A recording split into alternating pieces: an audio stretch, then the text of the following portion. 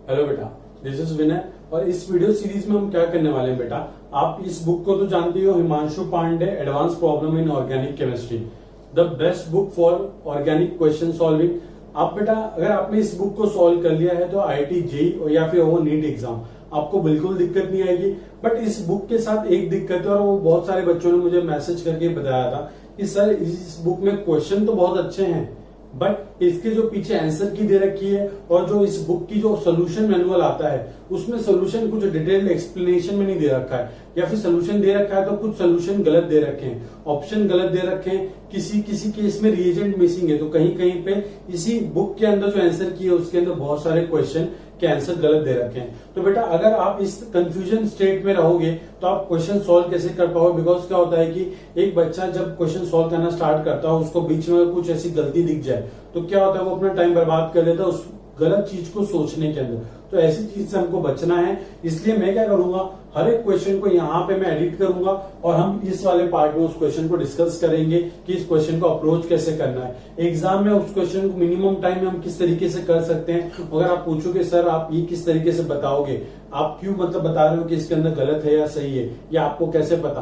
बेटा मैं जो लोग मुझे नहीं जानते पहले मैं बता दूं मेरे बारे में। मेरा नाम विनय है। I have completed my post graduation in chemistry. ठीक है, केमिस्ट्री में मैंने पोस्ट ग्रेजुएशन कंप्लीट की, वो भी पता है कहां से? IIT इंदौर से, और वो भी स्पेशलाइजेशन था मेरा ऑर्गेनिक केमिस्ट्री। इसलिए currently I am working as organic chemistry faculty. तो मुझे पता है कि आपको किस तरीके से क्वेश्चन को अप्रोच करना है और वही मैं नॉलेज आपके साथ शेयर करूंगा ताकि आपको फ्यूचर में दिक्कत ना हो। तो बेटा ये वीडियो सीरीज को पूरा फॉलो करें। जैसे इसमें हमने एक GOC चैप्टर है, जो फर्स्ट चैप्टर है उसके लिए हमने बनाई थी, उस पर अच्छा रिस्पॉन्स आया था। तो आई होप कि आप लोग इस वीडियो सीरीज को भी उतना ही प्यार देंगे और बेटा बच्चों के अपने फ्रेंड्स के साथ शेयर करना है आपको। चलो स्टार्ट करते हैं। ये बुक कंप्लीटली सॉल्व करेंगे हम लोग साथ में मिलकर। ठीक है बेटा, तो आपको पता है क्वेश्चन आएगा, पहले खुद अटेम्प्ट करने का ट्राई करो। अगर खुद से नहीं होता है तो फिर आप आगे फॉरवर्ड करके आप मेरा सोल्यूशन देख सकते हैं। बेटा बहुत फनी वे में हम लोग सीखेंगे कि किस तरीके से ऑर्गेनिक के क्वेश्चन को आप टैकल कर सकते हो एग्जाम में। और बेटा elimination method is one of the best method you can use. ठीक है, चलो स्टार्ट करते हैं। सिंस इसके मतलब ये बुक के थोड़े से पन्ने फट गए तो मैं उन पन्नों को ले लेता हूँ जो हमको सॉल्व करना है। तो बेटा जो हम लोग जो टॉपिक स्टार्ट करने वाले हैं, आपने जैसे पढ़ लिया होगा कि हम लोग hydrocarbon, alkyne, alkyne and alkyne, ये जो चैप्टर है इसके अंदर, इसमें लेवल 1, 2, 3, 4 जो है सब कुछ सॉल्व करेंगे। एक एक करके सॉल्व करना स्टार्ट करते हैं। ठीक है बेटा, जो पहला क्वेश्चन है, पहला क्वेश्चन क्या बोलता है कि आपको एक रिएक्टेंट दे रखा है इन्होंने। एक रिएक्टेंट क्या दे रखा है? RC ट्रिपल बॉन्ड CR, और इसको आप ट्रीट करवाओ किसके साथ? Na in presence of liquid ammonia. देखो बेटा मैं आपको क्वेश्चन लिख दे रहा हूँ, जो छोटे छोटे क्वेश्चन उनको तो लिख ही सकते हैं, बाकी तो आप एक क्वेश्चन आपको दिख ही रहा होगा। आप देखो बेटा इसको क्या बोलते हैं? Birch reduction. अगर आपको पता हो एक अल्काइन का बर्च रिडक्शन अगर हम करते हैं तो जो अल्कीन फॉर्म होती है वो कौन सी अल्कीन फॉर्म होती है बेटा? ट्रांस अल्कीन फॉर्म होते हैं। ट्रांस अल्कीन मतलब ये दोनों R ग्रुप क्या होंगे? एक दूसरे के अपोजिट साइड में होंगे बेटा। और ये हाइड्रोजन का जो एडिशन होगा इसके अंदर ये कहाँ होगा बेटा? एंड थोड़ा ट्रांस के टाइप में एडिशन होगा। तो ये R क्या होंगे बेटा? एक दूसरे के ट्रांस होंगे। और ये ऐसा क्यों होता है आपको पता है? Because RC triple bond CR क्या होता है? Na लिक्विड अमोनिया क्या होता है? अमोनिएटेड इलेक्ट्रॉन होता है। अमोनिएटेड इलेक्ट्रॉन ही रीजन होता है किसका? इसका रिडक्शन का। Na बीइंग इलेक्ट्रोपॉजिटिव एटम क्या करता है? इलेक्ट्रॉन डोनेट करता है कहां पे? अमोनिया के सोल्यूशन के अंदर। तो एक फ्री इलेक्ट्रॉन आता है और वो इलेक्ट्रॉन आके क्या होता है? वो किसी कार्बन पे अटैक मारता है। कार्बन बोलता है अरे भाई कहां पे आ रहे हो, हमारा तो बॉन्ड कंप्लीट है। इलेक्ट्रॉन बोलता है एक काम कर, अपना एक पाई बॉन्ड ब्रेक कर, मेरे साथ एक नया बॉन्ड बनाने के लिए तैयारी कर। तो ये बॉन्ड हम ब्रेक कर देते हैं कैसे? होमोलिटिकली। ठीक है, होमोलिटिकली ब्रेक कर दिया तो कन्वर्ट हो जाएगा RC नेगेटिव से डबल बॉन्ड C और यहाँ पे बेटा R। ठीक है, और यहाँ पे क्या है बेटा? रेडिकल। तो देखो बेटा यहाँ पे एक रेडिकल, यहाँ पे एक रेडिकल, बीच से रेडिकल ने एक और इलेक्ट्रॉन एक्सेप्ट करके बना लिया नेगेटिव चार्ज और ये सिंपल रेडिकल। आप देख सकते हो कि इस नेगेटिव चार्ज अनायन और इस रेडिकल के बीच में क्या होगा बेटा? रिपल्शन होगा। और उसी रिपल्शन को मिनिमाइज करने के लिए ये कन्वर्ट हो जाता है बेटा किस फॉर्म में? ये कन्वर्ट हो जाता है आपका ट्रांस फॉर्म में, मतलब कि ये आपका R चले जाएगा ऊपर और ये वाला R नीचे, ये वाला नेगेटिव लोन पर यहाँ पे और ये रेडिकल यहाँ पे। सिंस ट्रांस पोजीशन पे जाने की वजह से क्या होता है? दोनों में स्टेबिलिटी आती है। फिर ये C नेगेटिव यहाँ NH3 से H उठाएगा और यहाँ पे एक H लग जाएगा। फिर एक इलेक्ट्रॉन और आएगा, वो इलेक्ट्रॉन इस रेडिकल को इलेक्ट्रॉन देके नेगेटिव बनाएगा, वापस से कार्बन आयन बन गया, फिर ये कार्बन आयन एक और H लेके यहाँ पे एक H लग गया। तो आप देख सकते हो कि से इलेक्ट्रॉन पेयर और इस रेडिकल के बीच में रिपल्शन की वजह से ये जो अल्कीन यहाँ पे फॉर्म होगी वो कौन सी अल्कीन फॉर्म होगी, ट्रांस अल्कीन फॉर्म होगी। वेयर उसने बोला कि इसकी रिएक्शन आप एक और तरीके से करवाओ, और आप करवाओ किसके साथ, लिंडलास कैटलिस्ट। बेटा बहुत सिंपल है, क्या सिंपल है, आपको याद होना चाहिए H2PD presence of CaCO3 reduction करवाना है, क्या चूना लगा के, मतलब CaCO3 के अंदर आपको पता है ये क्या होता है, पॉइजन कैटलिस्ट। मतलब कि ये अल्काइन का रिडक्शन कहां तक होगा, सिर्फ अल्कीन तक होगा, अल्कीन तक जा नहीं पाएगा, क्योंकि हमने कैटलिस्ट को क्या कर दिया, पॉइजन दे दिया। पॉइजन कौन सा दिया बेटा, चूना लगा दिया उसको, ठीक है बेटा। क्योंकि CaCO3 डालते क्या होता है, मेटल के सरफेस जो होता है वो थोड़ा सा कम एक्सपोज हो पाता है, जिसकी वजह से मेटल की रिएक्टिविटी थोड़ी कम हो जाती है, और वो सिर्फ रिड्यूस कर पाता है अल्काइन को, क्योंकि अल्काइन की रिएक्टिविटी अल्कीन से क्या होती है, ज्यादा होती है। तो ये भी कन्वर्ट करता है, पर आपको याद होना चाहिए कि लिंडलास या फिर किसी मेटल के प्रेजेंस में अगर आप रिडक्शन करवाते हो तो जो एडिशन होता है बेटा वो कौन सा होता है, दोनों हाइड्रोजन सेम साइड से ऐड होते हैं, और इसको हम बोलते हैं बेटा सिन एडिशन। अगर आप इस अल्काइन में सिन एडिशन करो एटम का, तो ये बनेगा बेटा R, C double bond C, R, यहाँ पे H और यहाँ पे H। तो आप देख सकते हो कि यहाँ पे हमको मिल रहा है क्या, सिस फॉर्म अल्कीन का, और यहाँ पे हमको क्या मिल रहा है, ट्रांसफॉर्म अल्कीन का।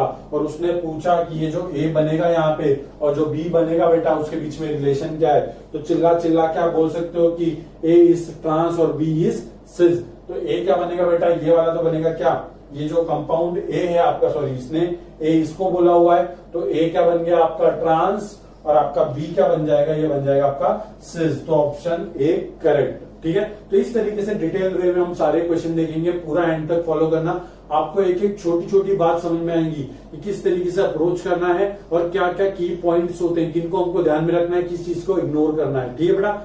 और एक एक सेकंड देखना है, ताकि जो मैं बोल रहा हूं ये कहीं ना कहीं आपको एग्जाम में हेल्प करेगा क्वेश्चन सॉल्विंग में। बिकॉज क्या होता है, कोई भी रैंडम क्वेश्चन आ गया, थोड़ी सी इंफॉर्मेशन जब आप माइंड में होगी, जब आपके माइंड में n नंबर ऑफ वेज होंगे ऑर्गेनिक को सॉल्व करने के लिए, तभी आप इस तरह के क्वेश्चन कर सकते हो, ठीक है। तो नंबर 1 सॉल्व कर लिया हम लोगों ने। अब question number 2, which is the most easily dehydrohalogenated. बेटा ये जो क्वेश्चन आप देख रहे हो इस तरफ, which is the most easily dehydrohalogenated, बेटा इस क्वेश्चन को मैंने देखा, इसमें बहुत कंट्रोवर्सी चल रही है, बिकॉज एग्जाम में आपको सोल्यूशन के अंदर ऑप्शन बी दे रखा है करेक्ट, बट मैं आपको बता दूं ऑप्शन ए है करेक्ट। क्यों, क्योंकि यहाँ पे बोला इसने डिहाइड्रोहेलोजिनेशन। मतलब क्या होता है डिहाइड्रोहेलोजिनेशन का मतलब, यहाँ पे कार्बन के पास एक हाइड्रोजन होगा, यहाँ पे एक हेलोजन होगा, बेस आएगा, बेस आके इस हाइड्रोजन को उठाएगा, ये वाला बॉन्ड यहाँ पे शिफ्ट, यहाँ से हेलोजन निकल जाएगा, ठीक है बेटा। डिहाइड्रोहेलोजिनेशन हो रहा है, मतलब क्या है, अब आपको देखना है कि किसका डिहाइड्रोहेलोजिनेशन फास्ट हो सकता है।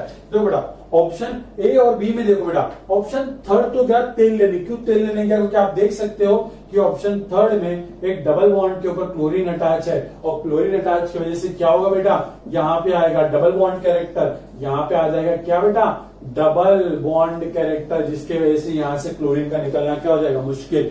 मतलब यहाँ पे तो डिहाइड्रोहेलोजिनेशन की रेट तो गई तेल लेने, तो यहाँ तो बहुत स्लो होगा। क्यों, क्योंकि हम पढ़ चुके हैं यहाँ पे अगर sp2 कार्बन से एक हेलोजन अटैच है, वहां पे रेजोनेंस की वजह से आता है डबल बॉन्ड कैरेक्टर, और वो बेटा आसानी से निकलता नहीं है। तो ऑप्शन 3 तो गए तेल लेने। अब इसको तेल लेने भेजो, ध्यान रखो ऑप्शन 1 और 2 कर, ऑप्शन ए और बी के ऊपर। देखो बेटा यहाँ पे ध्यान देना, ऑप्शन ए देखो बेटा जरा, यहाँ आपके पास इस तरीके से उसने एक रिंग दे रखी है, आपको यहाँ पे क्लोरीन लगा हुआ है, और इस तरीके से आपका ये है, ठीक है। और जो आपको ऑप्शन सेकंड दे रखा है वो किस तरीके से दे रखा है, वो इस तरीके से दे रखा है, यहाँ पे डबल बॉन्ड, यहाँ पे डबल बॉन्ड, यहाँ पे क्लोरीन।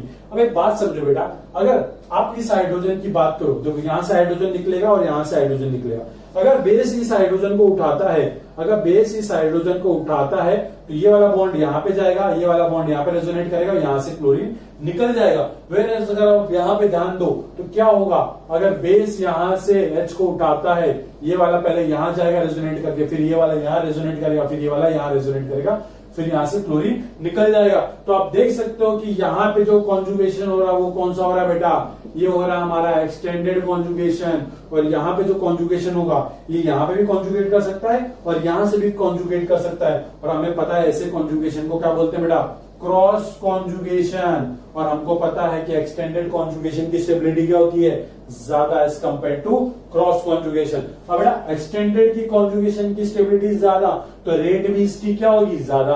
आपको अगर दूसरे तरीके से देखना तो वो भी देख लो, क्लोरीन हटा दो यहां से, बना दो क्या, कार्बोकैटायन। यहां से क्लोरीन हटा दो, बना दो क्या बेटा, कार्बोकैटायन। इस वाले नंबर 1 में नंबर ऑफ रेजोनेटिंग स्ट्रक्चर ज्यादा बनेंगे और एक्सटेंडेड कॉन्जुगेशन होगा, और सेकंड में नंबर ऑफ रेजोनेटिंग स्ट्रक्चर क्या बन सकते हैं, कम। पर उससे भी एक इंपॉर्टेंट बात याद रखना, क्या कि यहाँ पे है बेटा क्रॉस कॉन्जुगेशन। क्रॉस कॉन्जुगेशन मतलब उसकी स्टेबिलिटी कम होती है, किससे, एक्सटेंडेड वाले से।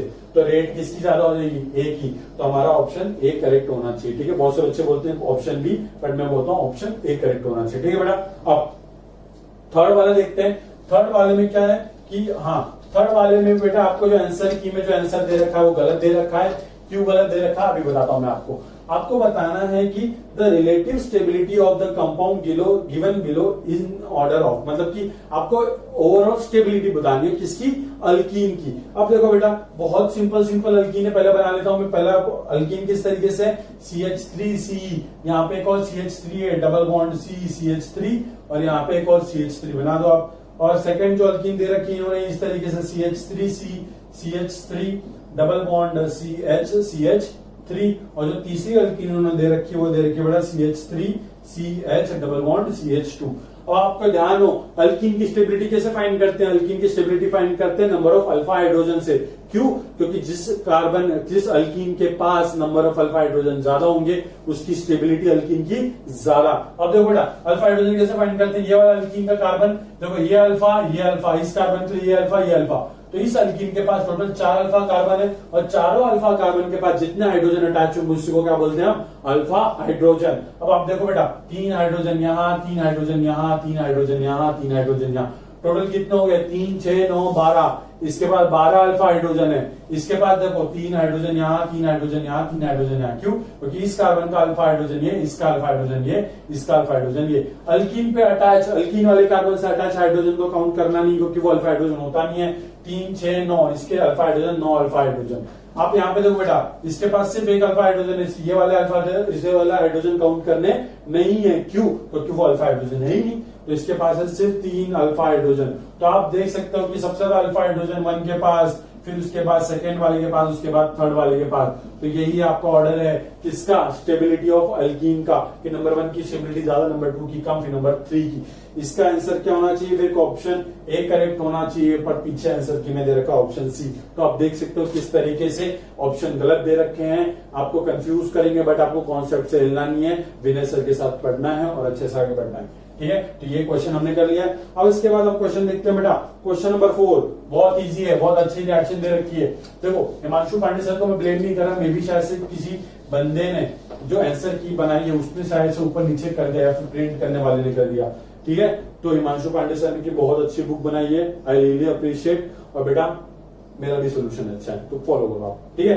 अब क्वेश्चन दे रखा है आपको, दो मोल दे रखे हैं किसके, दो आपको दे रखे हैं किसके, साइक्लोहेक्सीन के दे रखे हैं, और कॉन्सेंट्रेटेड H2SO4 से ट्रीट करवाना है आपको, और उसके बाद आपको प्लेटिनम से ट्रीट करवाना है इन प्रेजेंस ऑफ हाइड्रोजन, और आपको फाइनल प्रोडक्ट पूछ रहा है वो दोनों, ठीक है। बहुत सिंपल, देखो बेटा आपके पास क्या दे रखा है, इसने साइक्लोहेक्सीन दे रखा है, और आपको दे रखा है क्या, कॉन्सेंट्रेटेड H2SO4।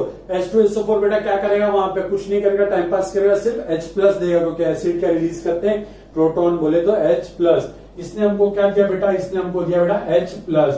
और बच्चा जानता है कि H+ एक इलेक्ट्रोफाइल इलेक्ट्रॉन लविंग स्पीशीज है, और ये क्या इलेक्ट्रॉन रिच है अल्कीन। ये गरीब, ये अमीर, गरीब अमीर क्या करेगा, एक दूसरे को इलेक्ट्रॉन देंगे।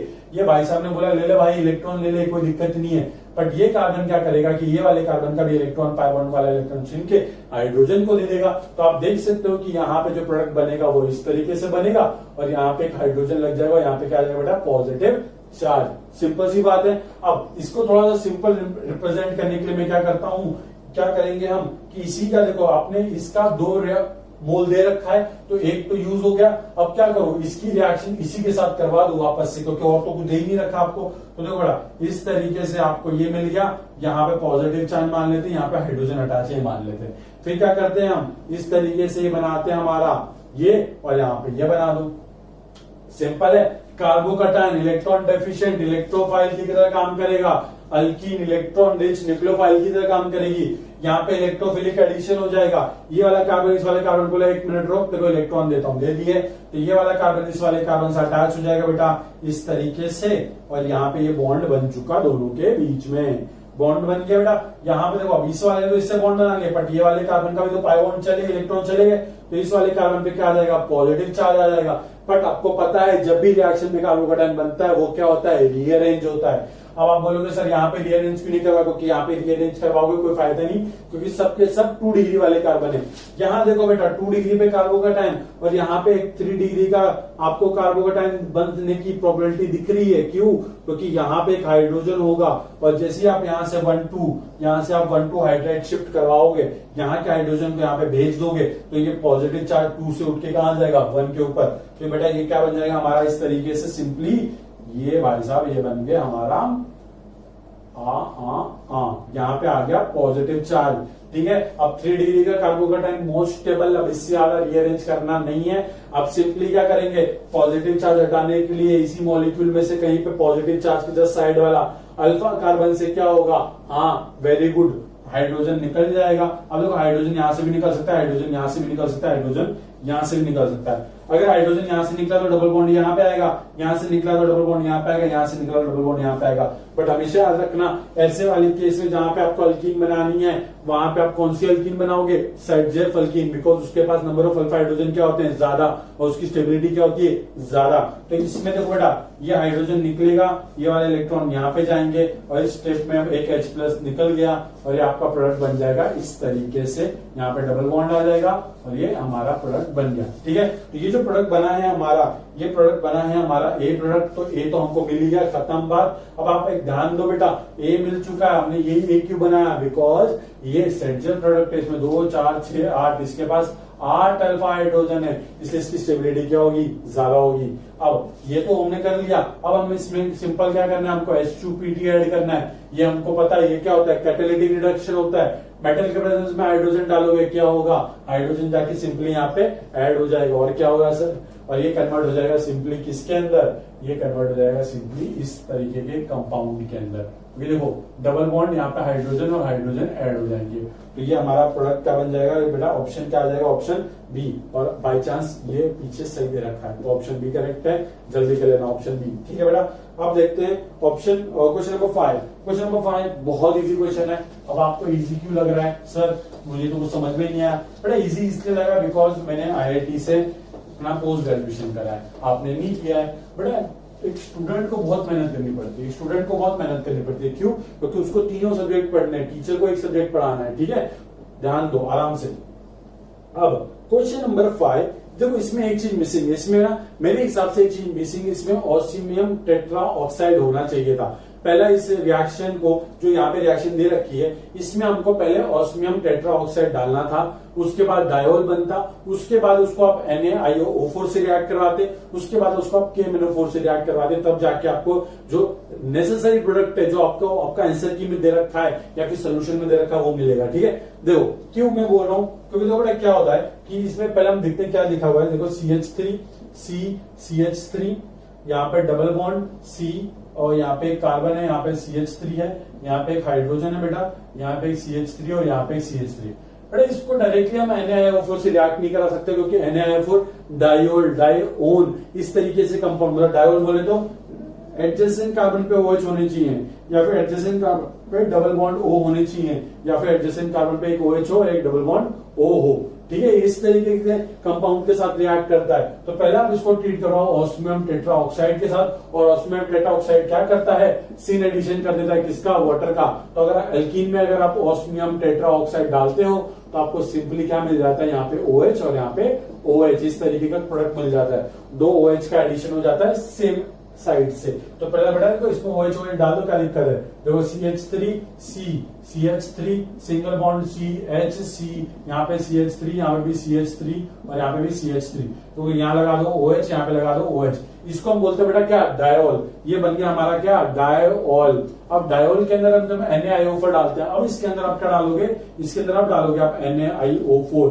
ये क्या करता है, ये कुछ नहीं करता, ये आराम से दोनों को बॉन्ड को तोड़ता है। मतलब कैसे तोड़ रहा है बेटा, ये डायोन है, तो क्या करेगा, ये इस वाले बॉन्ड को ब्रेक करेगा और जिस वाले बॉन्ड को आप ब्रेक करते हो उस वाले कार्बन को क्या कर दो, एक एक OH दे दो। सिंपल, ये वाले बॉन्ड को ब्रेक कर दो, इस वाले कार्बन को एक OH दे दो, इस वाले कार्बन को एक OH दे दो, इस वाले बॉन्ड को ब्रेक करो, इस वाले कार्बन को एक OH, इस वाले कार्बन को एक OH। बस ये काम करता है। तो यहाँ पे भी देखो बेटा क्या करेगा, ये वाला बॉन्ड ये ब्रेक करेगा और इस वाले कार्बन को एक OH दे देगा और इस वाले कार्बन को एक OH दे देगा। देखो बेटा क्या होगा, ये CH3 CH3, यहाँ पे एक OH, यहाँ पे एक OH प्लस ये देखो बेटा CH, यहाँ पे एक OH है, यहाँ पे CH3, यहाँ पे पहले से एक OH है तो वो भी लिख देते हैं, और यहाँ पे आपका CH3, यहाँ पे आपका CH3। अब देखो बेटा एक कार्बन पे 2 OH स्टेबल नहीं होते, बच्चा जानता है, एक कार्बन पे 2 स्टेबल नहीं होते तो क्या होता है, वो डिहाइड्रेट हो जाता है। और एक कार्बन पे जब 2 OH लगे होते हैं बेटा, और वो जब डिहाइड्रेट होता है तो वाटर निकल जाता है, तो वो कन्वर्ट हो जाता है C डबल बॉन्ड O के फॉर्म में। ठीक है, फिर देखो यहाँ से हाइड्रोजन चले गए, यहाँ से ऑक्सीजन चले गया, दोनों के एक इलेक्ट्रॉन फ्री हो गए, दोनों ने डबल बॉन्ड O बना लिया, खत्म। अब देखो यहाँ पे CH3 OH हटा दो, C डबल बॉन्ड O बना दो, तो ये क्या बन गया हमारा, ये तो सिंपली बन जाएगा CH3 C double bond O CH3, जिसको हम प्यार से बोलते हैं एसीटोन, लड़कियां यूज करती हैं घर पे। अब देखो बेटा इसमें क्या होगा, ये OH हट गया, यहाँ पे बन जाएगा अल्डिहाइडिक ग्रुप, क्योंकि यहाँ पे H है, तो बेटा ये बन जाएगा H C double bond O CH3, यहाँ पे CH3 और यहाँ पे CH3। अब देखो बेटा NaIO4 का तो काम करवा दिया, अब आपको क्या डालना है उसके अंदर, KMnO4। KMnO4 क्या होता है, ऑक्सीडाइजिंग एजेंट होता है। ऑक्सीडाइजिंग एजेंट बोले तो वो इसको ऑक्सीडाइज कर देगा, पर कीटोन को ऑक्सीडाइज कर नहीं सकता, तो वो एसीटोन के फॉर्म में ही रहेगा। और वेरेज अगर आप इसकी बात करो तो ये एल्डिहाइड है, और एल्डिहाइड को ऑक्सीडाइज करके हम क्या बना सकते हैं, कार्बोक्सिलिक एसिड। तो ये कन्वर्ट हो जाएगा हमारा HC double bond sorry OH, और यहाँ पे ये CH3 तो इसके हिसाब से जो हमारा प्रोडक्ट आएगा वो प्रोडक्ट क्या आएगा बेटा, ऑप्शन हमारा बी, जिसके अंदर आपको दे रखा है एसीटोन और आपको दे रखा है CH3 होल थ्राइस CCOH। ठीक है बेटा, सिंपल था। तो इसमें एक चीज मिसिंग थी मेरे हिसाब से, ऑस्मियम टेट्रा ऑक्साइड। अब the compound formed when 2-butene is treated with alkaline KMnO4। बहुत सिंपल रिएक्शन बेटा, बहुत सिंपल रिएक्शन। कि आपको एक बात याद होनी चाहिए कि alkaline KMnO4, hot alkaline KMnO4 क्या होता है, एक बहुत स्ट्रॉन्ग ऑक्सीडाइजिंग एजेंट होता है। अब इतना स्ट्रॉन्ग ऑक्सीडाइजिंग एजेंट है, क्या करता है, कुछ नहीं कर देता है, पूरा ऑक्सीडाइज करके खत्म कर देता है। देखो बेटा 2-butene बना लेते हैं, एक carbon double bond carbon carbon, ये बन गया हमारा 2-butene। अब बेटा 2-butene को अगर आप रिएक्ट करवाओ KMnO4 के साथ, अल्कलाइन हो साथ में, उसमें हीट भी हो, हॉट अल्कलाइन KMnO4, कुछ नहीं करना, सिंपल सी बात याद रखना, डबल बॉन्ड वाले कार्बन को वाले को अलग अलग कर दो और उस कार्बन को कन्वर्ट कर दो COOH के अंदर, मतलब कार्बोक्सिलिक एसिड ग्रुप में। तो देखो बेटा ये CH3 लिख दो, इस कार्बन को कन्वर्ट कर दो COOH के अंदर और इसको कन्वर्ट कर दो बेटा किसके अंदर, वापस से COOH के अंदर। और आप जानते हो इसका नाम क्या है, इसका नाम कुछ नहीं, इसका नाम एसिटिक एसिड है। और एसिटिक एसिड कौन सा ऑप्शन है, ऑप्शन बी, तो ऑप्शन बी करेक्ट है। 7 देखो बेटा, ये पूछ रहा है relative stability among the conjugated dine.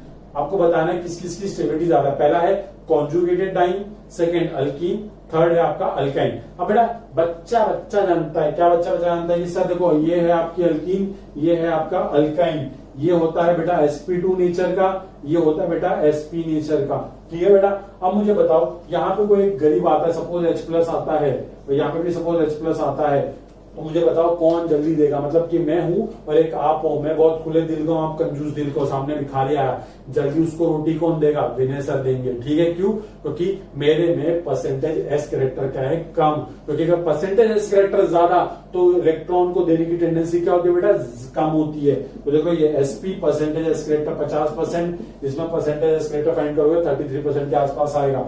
Percentage S character ज्यादा तो इलेक्ट्रॉन को देने की टेंडेंसी कम। और आप ये भी देख सकते हो कि अगर इसमें H+ दे दिया, इसको अपने पाई बॉन्ड दे दिया, तो कन्वर्ट हो जाएगा इस तरीके से, और sp2 के ऊपर पॉजिटिव चार्ज स्टेबल नहीं होता।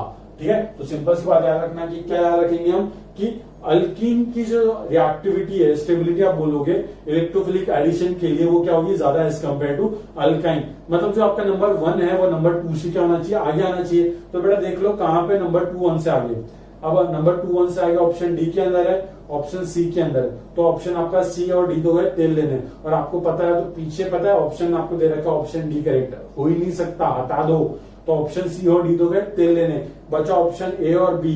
अब ऑप्शन ए और बी में हम कंपेयर करते हैं किस तरीके से क्या होने वाला है। अब देखो बेटा, अब आप देखोगे आपको मजा आने वाला है। एक एग्जांपल ले लेते हैं, सिंपल सी बात, एक एग्जांपल लेंगे, जल्दी समझ में आएगा। कैसे समझ में आएगा, देखो बेटा कॉन्जुगेटेड डाइंग मतलब कि आपको एक डाइंग मतलब दो अल्कीन बनानी है जो कि एक दूसरे के साथ क्या हो, कॉन्जुगेशन में हो। बना लेते हैं बेटा, क्या दिक्कत है। CH2 double bond CH CH double bond CH2। देखो बेटा रेजोनेंस कर सकता है आसपास में। और सेकंड ये तो हो गया आपका कॉन्जुगेटेड डाइंग। सेकंड उसने क्या बोला हुआ, अल्कीन बना लेते हैं, क्या दिक्कत है। CH2 double bond CH2। Alkyne तीसरा बोला हुआ, बना लेते हैं, क्या दिक्कत है। CH triple bond CH। अब हमको तो ये तो पता ही है कि 2 3 से क्या है ज्यादा, अभी डिस्कस किया हमने। तो 2 क्या है, 3 से ज्यादा रिएक्टिव है इलेक्ट्रोफिलिक के लिए, तो ये तो हमको पता ही है। अब हमको ये डिसाइड करना है कि 1 और 2 में कौन ज्यादा है। ठीक है, अब यहाँ देखो बेटा, अगर इस अल्कीन के अंदर अगर मैं H+ का एडिशन करूं तो H+ का है जो हमारा एक इलेक्ट्रोफाइल है, दोनों डबल बॉन्ड में से कोई भी एक इसको अपना पाई इलेक्ट्रॉन दे सकता है। क्यों, क्योंकि इलेक्ट्रॉन डेफिशिएंट, इलेक्ट्रॉन रिच क्या किया, अपना पाई बॉन्ड डोनेट कर दिया। और डोनेट करते ही बेटा ये कन्वर्ट होगा, देखो बेटा किसके अंदर, CH2 double bond CH CH positive और यहाँ पे आपका CH3। ठीक है, अब आप बोलोगे सर आपने पॉजिटिव चार्ज यहाँ पे क्यों लगा, यहाँ पे क्यों नहीं लगा। आपको पता है क्योंकि सर यहाँ पे पॉजिटिव चार्ज क्या है, रेजोनेंस स्टेबलाइज है। और वेयर आप यहाँ पे अगर आप H+ ऐड करते तो ये सिंपली कन्वर्ट होता बेटा CH3 CH2 प्लस। तो यहाँ पे कार्बोकैटायन बेटा फर्स्ट वाले केस में रेजोनेंस स्टेबलाइज है, वेयर सेकंड वाले केस में जस्ट हाइपर कॉन्जुगेशन या फिर प्लस आई इफेक्ट जो कि उसको स्टेबलाइज कर रहा है। अब अच्छा जानता है, क्या जानता है कि सर रेजोनेंस वाला कार्बोकैटायन ज्यादा स्टेबल है। तो अगर इसका इंटरमीडिएट ज्यादा स्टेबल है तो रिएक्शन की रेट इलेक्ट्रोफाइल के साथ किसकी ज्यादा होगी, वेरी गुड बेटा, ये ज्यादा होगी कॉन्जुगेटेड के लिए। और कॉन्जुगेटेड के लिए ज्यादा तो सबसे ज्यादा रिएक्शन 1 की रेट ज्यादा, फिर 2 फिर 3, ये हो गया आपका ऑर्डर। और 1 2 3 ये है आपका आंसर ए। तो ऑप्शन ए करेक्ट है, ऑप्शन डी पीछे दिया वो इनकरेक्ट है। ठीक है बेटा, ऑप्शन और क्वेश्चन नंबर 8 देखते हैं बेटा। आई होप आप लोग एंजॉय कर रहे हो। अगर आपको फास्ट लग रहा है ना बेटा, कुछ मत करना है, इसको थोड़ा स्लो कर लेना वीडियो को। बिकॉज क्या बेटा, मैं तो फास्ट पढ़ाने में मजे रखता हूँ, मतलब कि आप फटाफट पढ़ाओ, एकदम मस्त कॉन्सेप्ट। ठीक है ना। अब हम लोग देखते हैं क्वेश्चन नंबर 8। क्वेश्चन नंबर 8 बच्चों वाला क्वेश्चन। देखो बेटा बहुत सिंपल तरीके से बताता हूँ, जिंदगी में कभी भूलोगे नहीं। यहाँ पे डबल बॉन्ड है, यहाँ पे एक मिथाइल ग्रुप है, आपको ट्रीट करवाना है किसका, BD3 in presence of THF। और फिर आपको ट्रीट करवाना है H2O2 in presence of OH negative. देखो बेटा THF है बस सॉल्वेंट, जहां दिमाग खपाना मत। BD3 क्या होता है बेटा, एक रिड्यूसिंग एजेंट की तरह काम कर सकते हो आप इसको।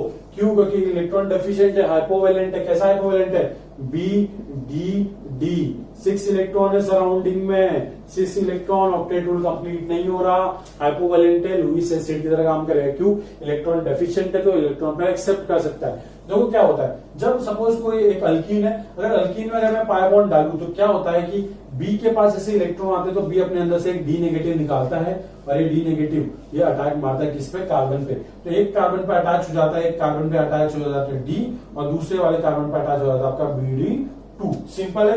फिर उसके बाद क्या होता है, जहां पे BD2 अटैच है और आपको यहाँ पे देखो इसको क्या बोलते हैं, हाइड्रोबोरेशन ऑक्सीडेशन बोलते हैं। और बेटा देखो जहां पे BD2 होगा और आपको H2O2 OH negative second step में दे रखा है, कुछ मत करना, सिंपली BD2 को यहां से निकाल देना और उसकी जगह पे आप क्या लगा दोगे, उसकी जगह पे आप लगा दोगे OH। सिंपल। अगर आपको D2O2 देता तो यहाँ पे OD लगाना, H2O2 है तो यहाँ पे OH लगाना, और कुछ नहीं। और एक बात हमेशा याद रखना कि ये जो BD2 है वो हमेशा लेस स्टेरिकली हिंडर्ड कार्बन से अटैच होगा। कहां पे अटैच होगा बेटा, लेस स्टेरिकली हिंडर्ड कार्बन पे। जैसे कि मैं आपको यहाँ पे पूछूं कि यहाँ पे D कहां पे अटैच होगा, BD2 कहां पे अटैच होगा, तो हमेशा याद रखना BD2 यहाँ पे अटैच होगा इस वाले कार्बन पे, और D अटैच होगा यहाँ पे। क्यों, क्योंकि मैंने भी आपको बताया कि BD2 हमेशा लेस हिंडर्ड वाले कार्बन पे अटैक मारता है। तो बेटा अभी देख लो, फटाफट बना डालते हैं अपन कि ये किस तरीके से काम करेगा।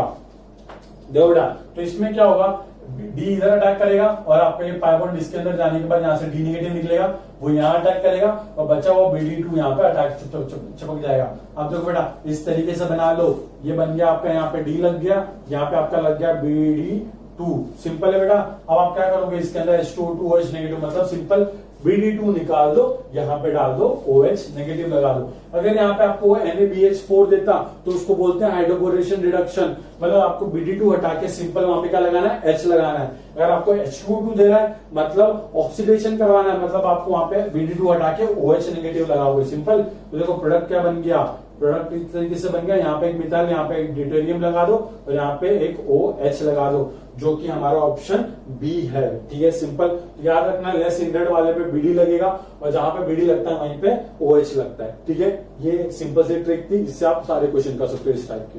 अब क्वेश्चन नंबर 10, आपको क्वेश्चन नंबर 10 तो मतलब आप लोग देख के पागल हो जाओगे। देखो आप देख सकते हो कितना बड़ा पैराग्राफ है, इसको देख के मतलब नानी याद आ जाएगी। नानी आनी है, बहुत सिंपल क्वेश्चन है। क्यों सिंपल है? क्योंकि बेटा एक बात समझना, 10th वाले क्वेश्चन में वो बोलता है कि ऑर्गेनिक कंपाउंड ए जो कि लिक्विड है नेचर में, Ca carbon hydrogen oxygen present है, बॉइलिंग पॉइंट 78 डिग्री है, वो उसके पास एक अच्छी सी स्मेल भी आती है उसकी, उसको कॉन्सेंट्रेटेड H2SO4 के साथ ट्रीट करवाओ तो वो आपको एक कंपाउंड बी देगा जो कि CH2 उसका एम्पेरिकल फॉर्मूला है। एम्पेरिकल फॉर्मूला का मतलब क्या होता है कि CH2 n times equal to molecular formula, मतलब कि जो मॉलिक्यूलर फॉर्मूला है वो CH2 का n टाइम्स होना चाहिए। मतलब इस लाइक की अगर मैं बोलूं कि C2H4 क्या एम्पेरिकल फॉर्मूला मतलब कि है इसका CH2, हाँ है। क्यों? क्योंकि आप इसको इस फॉर्म में लिख सकते हो कि देखो CH2 होल ट्वाइस, देखो CH2 और ये रहा n, इसका मतलब 2। ठीक है, इस तरीके से।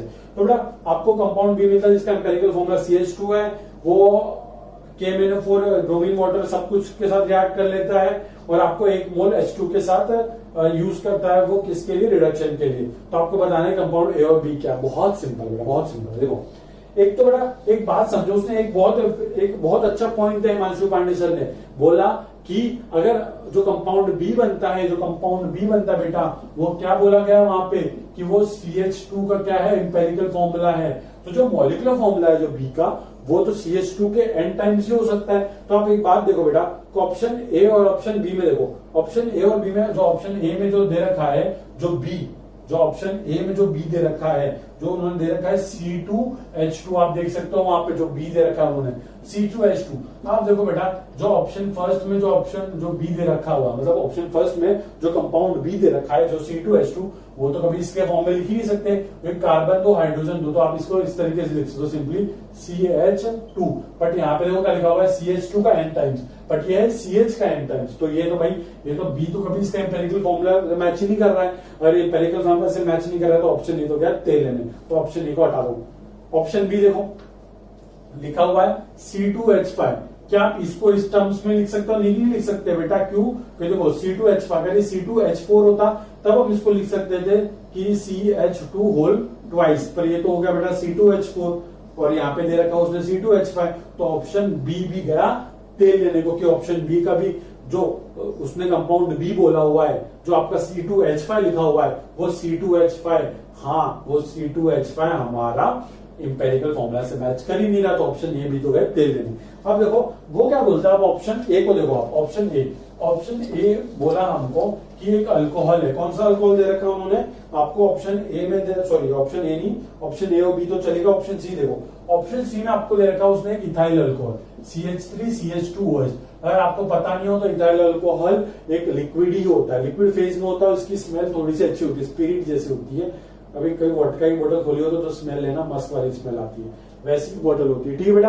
अब CH2CH2OH, अब बेटा ये मत सोचना वोडका पीते हैं सर, नहीं पीते बेटा, बस फ्रेंड ने एक बार सुनाई थी, टेस्ट नहीं करवाई थी। ठीक है, CH3CH2OH कैसा होता है? प्लीजेंट स्मेल आती है, साथ में लिक्विड है, वेरी गुड। अगर आप इसको कॉन्सेंट्रेटेड H2SO4 के साथ ट्रीट कर दो, आपको पता है क्या हो जाएगा? डिहाइड्रेशन हो जाएगा, यहाँ से H यहाँ से OH निकल गया, ये कन्वर्ट हो जाएगा अल्कीन के अंदर। और आप देख सकते हो कि एक अल्कीन ब्रोमीन वाटर टेस्ट भी देगा, वो KMnO4 के साथ भी ट्रीट करेगा, और वो आपके पास H2 का 1 मोल यूज करेगा। क्यों? क्योंकि सिर्फ एक डबल बॉन्ड है, तो सारी क्राइटेरिया फिल होती है। और यहाँ पे जो कंपाउंड बन रहा है ये क्या है? C2H4, और ये C2H4 हम इसको CH2 का एम्पेरिकल फॉर्मूला बोल सकते हैं, CH2 होल ट्वाइस। तो ये सब कुछ कैटेगरी फॉलो कर रहा है। अगर आप देखो तो जो कंपाउंड डी है, जो ऑप्शन डी दे रखा है आपको, ऑप्शन डी, वो भी ये सारी क्राइटेरिया फॉलो करेगा। तो आप बोलोगे सर ऑप्शन सी और ऑप्शन डी में किस तरीके से सिलेक्ट करना है?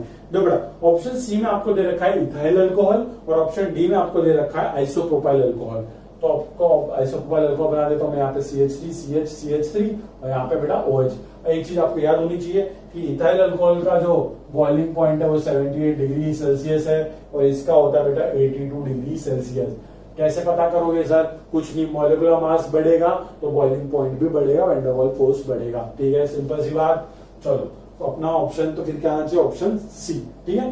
अब ऑप्शन क्वेश्चन नंबर 11 जो आप देख सकते हो, क्वेश्चन नंबर 11 देखो यहाँ पे बेटा बहुत सिंपल है, कुछ नहीं करना है।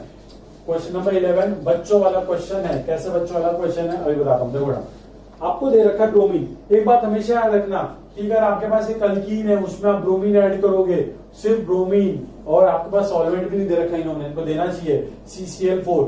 जब एक नॉन पोलर सॉल्वेंट दे रखा है, ब्रोमीन दे रखा है, तो हमेशा याद रखना कि पहले क्या होता है, एक नॉन क्लासिकल कार्बोकैटायन बनता है, फिर ब्रोमीन नेगेटिव पीछे से अटैक मारता है और ब्रोमीन यहाँ पे इस तरीके से, ये जो आपका अल्कीन है इसमें ब्रोमीन का क्या हो जाता है, एंटी एडिशन। दोनों ब्रोमीन अपोजिट साइड से ऐड होते हैं, एक ब्रोमीन नीचे तो दूसरा ब्रोमीन ऊपर। याद रखना क्या, एंटी एडिशन। एंटी एडिशन हो रहा है मतलब आप देख सकते हो कि जो आपको क्वेश्चन दे रखा है यहाँ पे, बेटा क्वेश्चन पे फोकस करो। आपको दे रखा है क्या, साइक्लोहेक्सीन दे रखा है और साइक्लोहेक्सीन, अब आप देखो बेटा साइक्लोहेक्सीन अगर आपको दे रखा है और आपको ब्रोमीन डाल रखा है साथ में, मतलब क्या होगा, सिंपल सी बात है कि यहाँ पे दो ब्रोमीन अटैच होंगे। अब एक बात समझो बेटा, ये ब्रोमीन दोनों को हमको क्या करना है, दिखाना है एंटी साइड में। एंटी मतलब एक ऊपर तो एक नीचे। अगर ऊपर है तो उसको रिप्रेजेंट किससे करोगे, वेज से, तो एक को रिप्रेजेंट कर दो वेज से। अगर दूसरा ब्रोमीन नीचे है मतलब प्लेन के नीचे वाला बॉन्ड किससे रिप्रेजेंट करते हैं, डैश से, तो उसको कर दो डैश से। इसका आंसर यहाँ पे दे रखा है, पीछे आंसर दे रखा है ए, बट वो ए गलत है और करेक्ट ऑप्शन है आपका ऑप्शन बी। हमेशा रखना ब्रोमीन ब्रोमीन एक दूसरे के क्या होंगे, ट्रांस एंटी एडिशन। एक ब्रोमीन ऊपर तो दूसरा ब्रोमीन नीचे, किसके प्रेजेंस में, CCl4 नॉन पोलर सॉल्वेंट। ठीक है, अगर आपको CCl4 एक इंपॉर्टेंट पॉइंट बताता हूं कि CCl4 की जगह पे आपको H2O लिख के देता है, एक्वस मीडियम या एक्वस ब्रोमीन, तो एक ब्रोमीन लगाना और दूसरी जगह पे OH लगाना। ठीक है, चलो question number 11 done. Question number 12 बहुत सिंपल क्वेश्चन है। क्वेश्चन देखो बहुत सिंपल क्वेश्चन दे रखा है, आपको एक बेस दे रखा है, आपको अल्काइन दे रखा है और आपको एक अल्डिहाइड दे रखा है। क्या करोगे, पहले पूछो बेस तू क्या करता वहां पे। बेस ने बोला मैं हाइड्रोजन उठाने आऊंगा, एसिडिक हाइड्रोजन। और बच्चा जानता है कि अल्डिहाइड और अल्काइन। बेटा एक बात समझो, देखो यहाँ पे आपको दे रखा है CH3 C double bond OH और साथ में दे रखा आपको CH ट्रिपल बॉन्ड CD और आपको साथ में दे रखा उसने क्या है CH3 और नेगेटिव Na पॉजिटिव। अब बच्चा जानता है ये क्या है, एक बेस। इसको जरूरत है किसकी, एसिडिक हाइड्रोजन की। ये एसिडिक हाइड्रोजन उठाएगा। अब एसिडिक हाइड्रोजन तो इसके पास तो है ही नहीं, तो इसके पास जाएगा। क्यों, क्योंकि हमको पता है कि एक sp हाइब्रिडाइज कार्बन से अटैच जो हाइड्रोजन होता है वो क्या होता है, एसिडिक हाइड्रोजन होता है। क्यों, क्योंकि परसेंटेज है सिलेक्टर ज्यादा, तो वो उसके एसिडिक नेचर होता है। ठीक है, याद रखना। तो ये क्या करेगा, यहां से पहले एसिडिक हाइड्रोजन उठाएगा, यहाँ पे कार्बोनाइन बनेगा, फिर यहाँ पे जो कार्बोनाइन बनेगा, यहाँ पे जो कार्बोनाइन बनेगा, ये कार्बोनाइन इस कार्बोनिल कार्बन के डेल्टा पॉजिटिव पर अटैक मारेगा। क्यों बेटा, क्योंकि हमको पता है कि कार्बन ऑक्सीजन से अटैच है, तो ऑक्सीजन इलेक्ट्रोनेगेटिव है, उससे इलेक्ट्रॉन खींचेगा और इलेक्ट्रॉन खींचेगा तो भाई साहब क्या करेगा, यहाँ पे इलेक्ट्रॉन डेफिशिएंसी। ये इलेक्ट्रॉन रिच, ये इलेक्ट्रॉन डेफिशिएंट, ये न्यूक्लियोफाइल तो ये इलेक्ट्रोफाइल आएगा और अटैक मार देगा। अब सिंपल सी बात है। अब एक बात बताना बेटा, आप मुझे बात बताओ कि CH और CD, अब देखो एसिडिक हाइड्रोजन ये भी हो सकता है, ये भी हो सकता है, पर हमको ये डिफरेंट का मतलब डिटरमाइन करना है कि ये H को उठाएगा बेस या फिर D को उठाएगा। हम जानते हैं कि H और D में स्ट्रॉन्ग बॉन्ड किसका होता है, CD बॉन्ड स्ट्रॉन्ग होता है, वीक बॉन्ड CH का होता है। क्यों, आइसोटोपिक इफेक्ट। हमको पता है कि कार्बन हाइड्रोजन कार्बन ड्यूटेरियम मास किसका ज्यादा, D का, तो अट्रैक्शन फोर्स किसका ज्यादा, D, तो CD की बॉन्ड स्ट्रेंथ ज्यादा होती है CH की। तो अगर एक बेस को जल्दी से उठाना है तो वो किसको उठाएगा, वो उठाएगा CH को, मतलब इस वाले हाइड्रोजन को उठाएगा, न कि D वाले को। ठीक है, तो इसने यहाँ से क्या उठा लिया, यहाँ से H प्लस उठा लिया, यहाँ से H प्लस उठा लिया।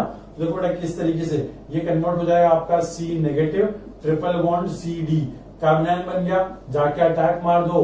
कार्बन बोलेगा रुक रे, कहां जा रहा है, पहले रुक, मेरे को एक बॉन्ड ब्रेक करने दे, क्योंकि कार्बन मैक्सिमम 4 बॉन्ड बना सकता है। तो ये एक पाई बॉन्ड ब्रेक करके ऑक्सीजन के पास भेज देगा। क्यों, क्योंकि पाई बॉन्ड वीक होता है सिग्मा बॉन्ड से। ये छोटी छोटी बातें याद रखो, आगे बढ़ते रहो। ठीक है बेटा, अब क्या होगा, ये इस पर अटैक कर देगा। देखो बेटा CH3 CH ये अटैच होगा C ट्रिपल बॉन्ड CD, यहाँ पे बन जाएगा O नेगेटिव और O नेगेटिव बनेगा और बेटा O नेगेटिव कहीं से H का जुगाड़ करके OH बना देगा। ठीक है, तो आपका प्रोडक्ट बन गया क्या हमारा CH3 CH OH C triple bond CD, मतलब ऑप्शन बी, और ये करेक्ट दे रखा है पीछे। ठीक है, बहुत सिंपल। चलो अब क्वेश्चन नंबर 13, पहले काम करो आप इसको लिखो, ये इंपॉर्टेंट है, ये नोट करो प्लीज, नोट करो।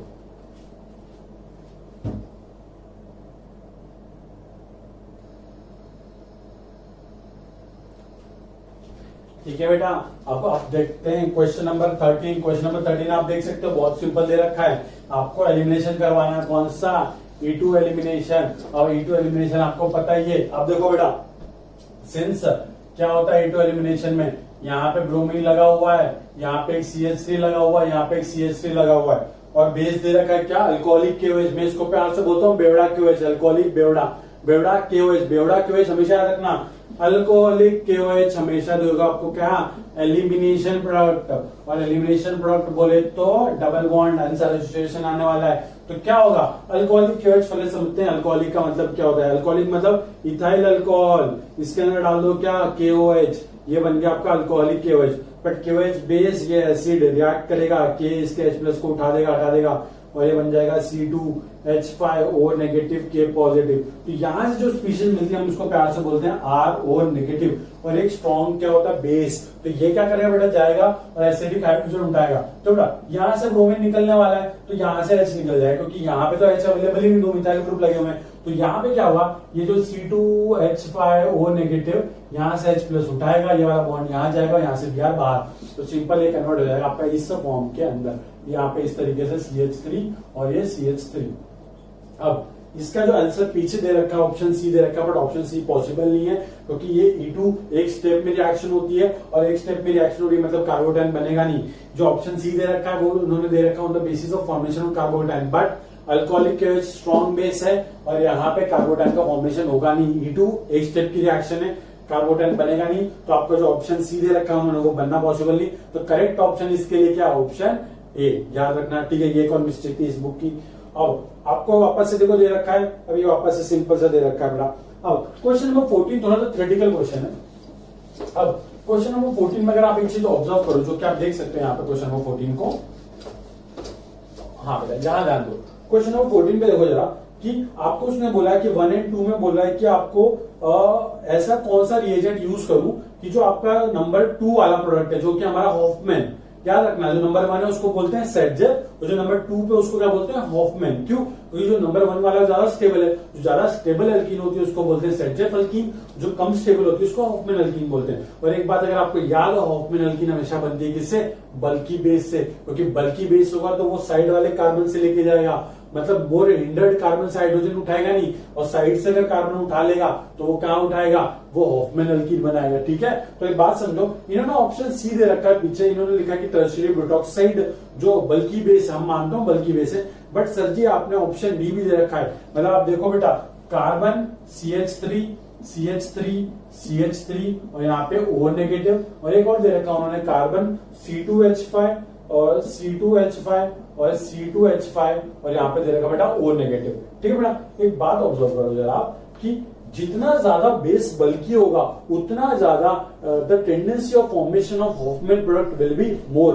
तो बेटा एक बात ध्यान रखो कि ethyl group, methyl group, ethyl more bulky होता है और ऊपर से बल्कीनेस ज्यादा है इसकी, और ऊपर से बेटा C2H5 का प्लस आई इफेक्ट क्या होता है, ज्यादा। तो बेटा मोर बल्की तो यही है, और जो जितना ज्यादा बल्की होगा उतना ज्यादा क्या होगा बेटा, उसका रेट ऑफ रिएक्शन होगा। सिंपल सी बात है। तो याद रखना कि इसका मेरे हिसाब से रिएक्शन का प्रोडक्ट आना चाहिए। मतलब क्वेश्चन का आंसर डी है, इन्होंने पीछे दे रखा है सी, और मोस्ट करेक्ट डी ही। आप नीचे नीचे कमेंट में डिस्कस कर सकते हैं इसके बारे में। ठीक है, अब 16 वाला दे रखा है, पूछ रहा है, क्वेश्चन देख सकते हो 16 वाला क्या बोल रहा है कि which is not true regarding product. देखो बेटा, अब आपको दे रखा है इन्होंने क्या है, CH3 CH2 यहाँ पे CH3, तो यहाँ पे OH दे रखा है। अगर इसको हम कॉन्सेंट्रेटेड H2SO4 के साथ ट्रीट करें तो इसका डिहाइड्रेशन हो सकता है। यहाँ से OH और यहाँ से H निकल गया तो डबल बॉन्ड यहाँ पे, और वो बनेगा स्ट्रेचेड प्रोडक्ट। यहाँ से OH यहाँ से H निकल गया तो बनेगा यहाँ पे डबल बॉन्ड, मतलब हॉफमैन प्रोडक्ट। तो बड़ा अब प्रोडक्ट बना लेता हूँ मैं यहाँ पे CH2 डबल बॉन्ड CH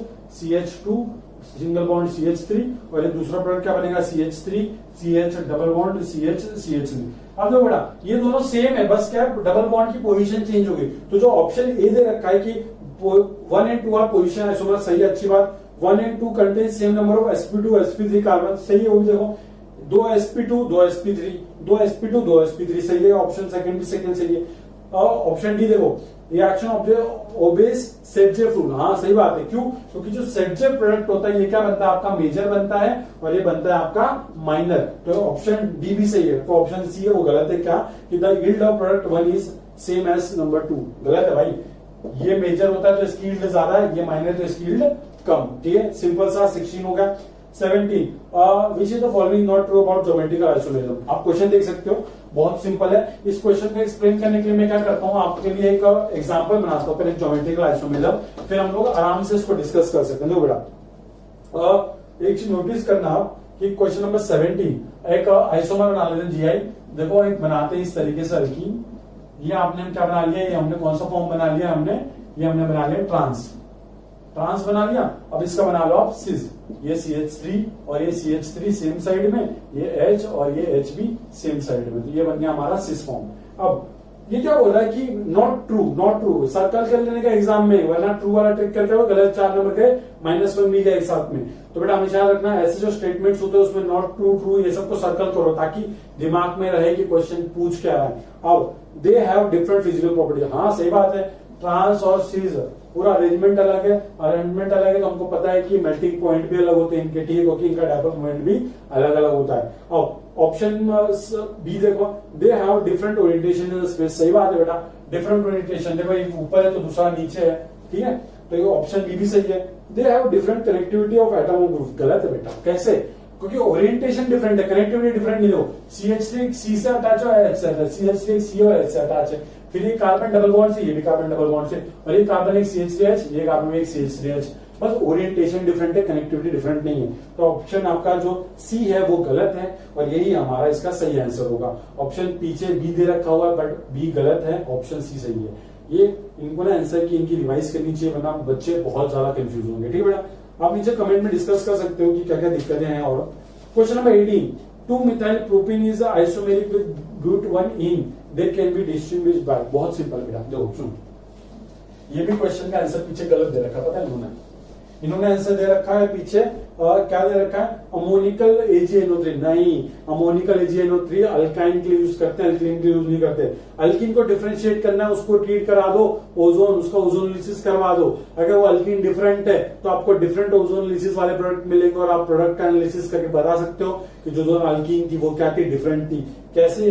देखो ना, 2-methyl propene मतलब कि एक कार्बन 2-methyl, ये प्रोपीन, ये आपका बन गया पहला कार्बन, ओके, और सेकंड बनाना आपको ब्यूट1इन, ये बन गया आपका ब्यूट1इन। ठीक है बेटा, अब आपका ओजोनलिसिस करवाओगे तो ये टूटेगा और ये कन्वर्ट हो जाएगा यहाँ पे आपका फॉर्मल्डिहाइड के अंदर बेटा CH2H, और ये कन्वर्ट हो जाएगा आपका एसीटोन के अंदर।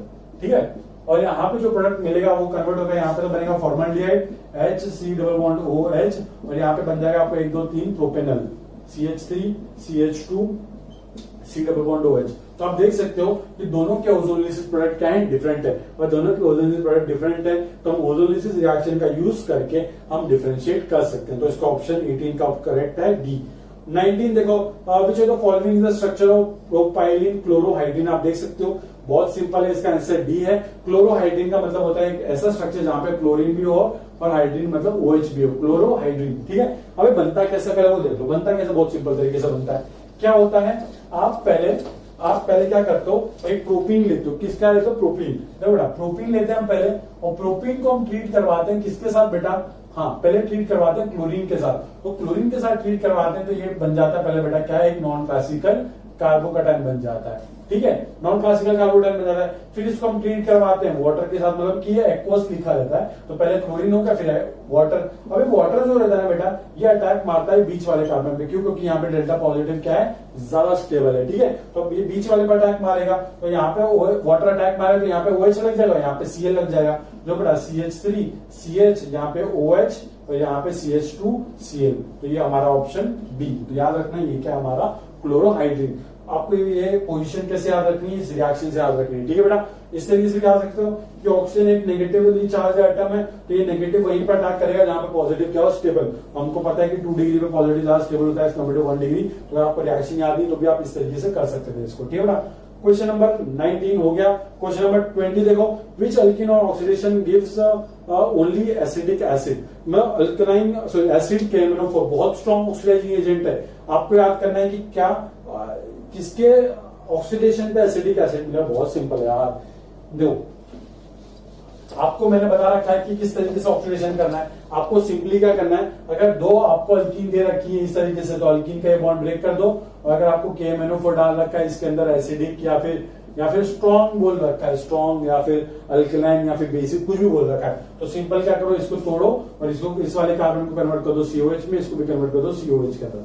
सिंपल है। अब देखो, अब सारे के सारे जो दे रखे हैं ना आपको, उसको ऑक्सीडाइज करो। देखो अब जैसे एक को देखो, एक को ऑक्सीडाइज करके हम CH2 डबल बॉन्ड CH3, इसको ट्रीट करवाओ KMnO4 के साथ, तोड़ डालेगा, इसको कन्वर्ट कर दिया इसको फॉर्मिक एसिड के अंदर H2CO3, और ये कन्वर्ट हो जाएगा हमारा CH3C डबल बॉन्ड OH।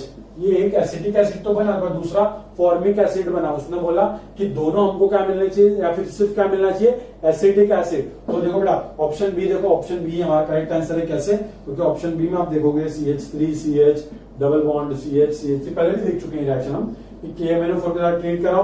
देखो बेटा इसको तोड़ डालो, इसको COH, इसको COH में, तो CH3COOH, और ये भी कन्वर्ट हो जाएगा बेटा CH3COOH। तो हमको 2 मोल मिल गए किसके, एसिटिक एसिड के। ठीक है बेटा, तो ये था, अभी तक हम 20 करते हैं। और अगर उनको इस वीडियो पे अच्छा रिस्पांस मिलता है, आपको पसंद आ रहा तो नीचे कमेंट करके बताओ, लाइक करके बताओ, चैनल को सब्सक्राइब करो।